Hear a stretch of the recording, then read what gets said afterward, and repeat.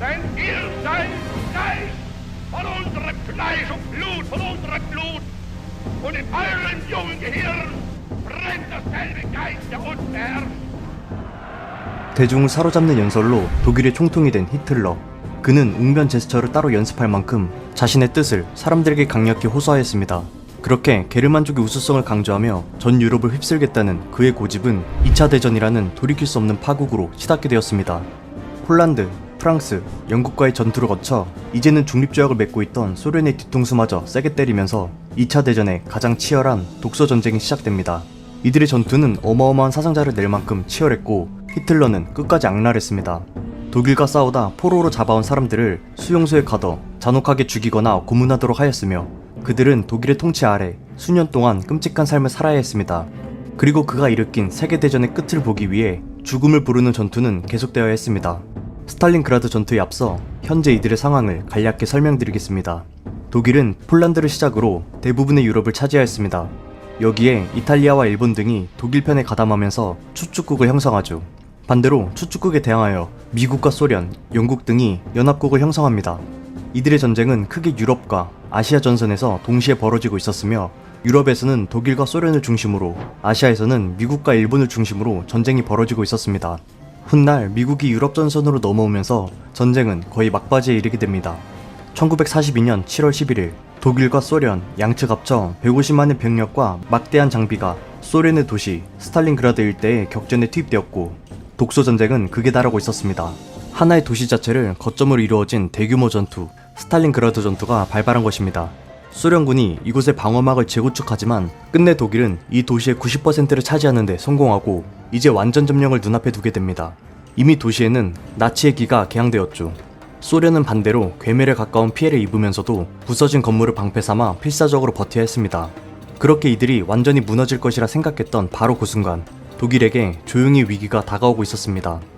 도심 한복판에서 독일군이 전투에 발이 묶여있자 소련은 그동안 예비로 아껴둔 어마어마한 전력을 끌어모아 이곳으로 은밀히 집결시키고 있었던 것입니다. 150만의 병력, 1000대에 달하는 전차와 전투기가 독일군 좌우로 대대적인 반격에 나서고 있었습니다. 1942년 11월 전황을 뒤집기 위한 소련의 일명 천안성 작전이 시작됩니다. 처음으로 이들이 쏘아올린 포격이 독일을 도와주고 있던 루마니아군을 강타하면서 2차 대전은 소련 측으로 기울게 됩니다.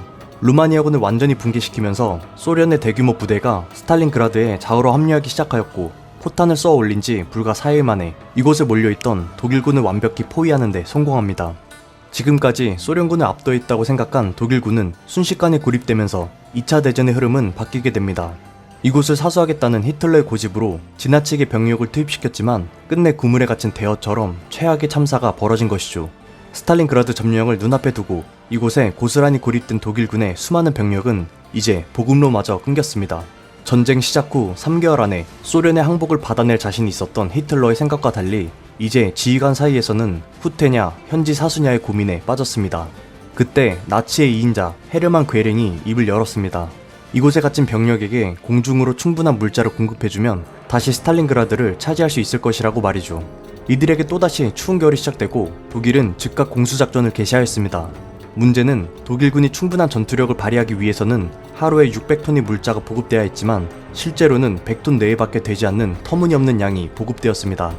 사실 독일에는 최소한의 보급품을 공수하기 위한 수송기가 턱없이 부족했고 스탈린그라드 내에 착륙 가능한 비행장도 확보되지 못했기 때문이죠.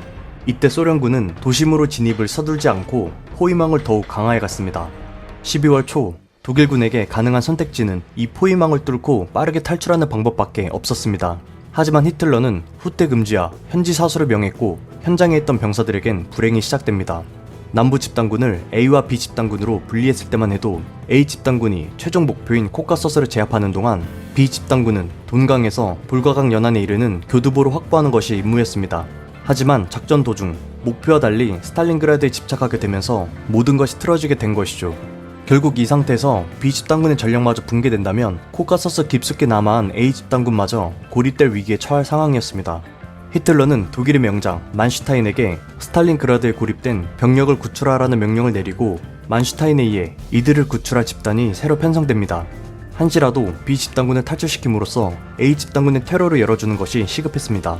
그렇게 12월 11일 B 집단군을 구하기 위해 혹한의 날씨를 뚫고 만슈타인의 겨울 폭풍 작전이 시작됩니다.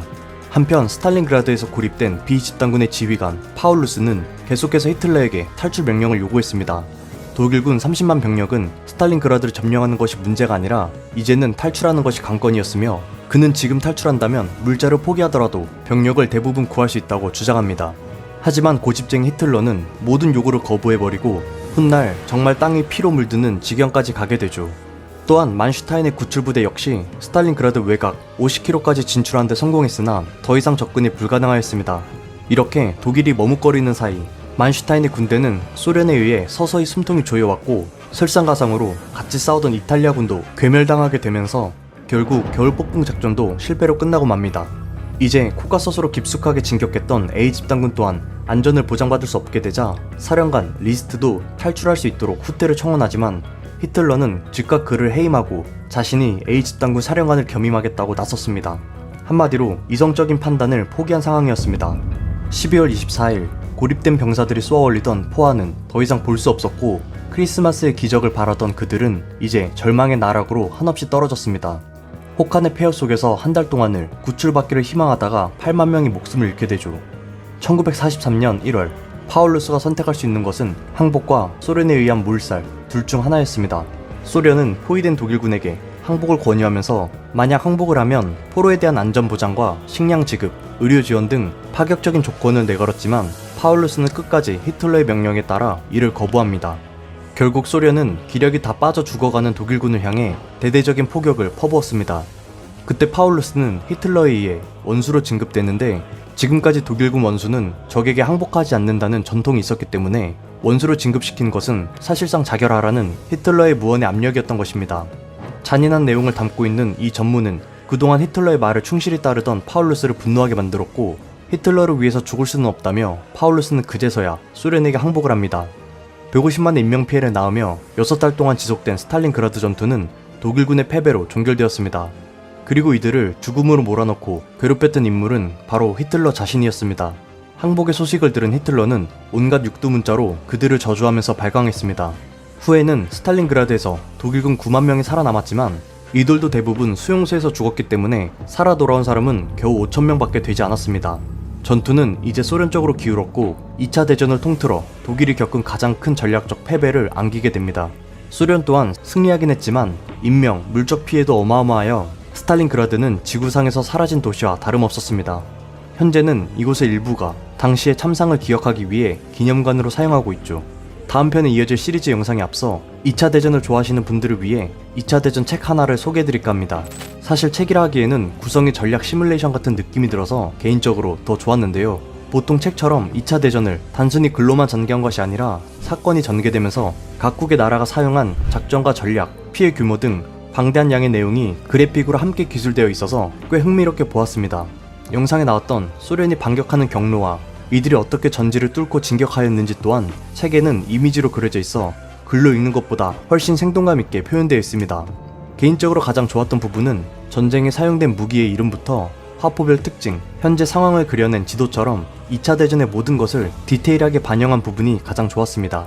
심지어는 나치 친위대의 구조부터 몇 명의 포로들이 어떻게 운명을 하게 됐는지 그래픽으로 한눈에 들어오게 구성되어 있기 때문에 밀리터리를 좋아하시거나 2차 대전에 좀 더 폭넓게 즐기고 싶으신 분들에게 소장용으로 추천하는 도서입니다. 관심이 있으신 분들은 아래의 링크를 통해 더 자세히 보실 수 있도록 올려드렸습니다. 오늘의 영상은 여기까지입니다.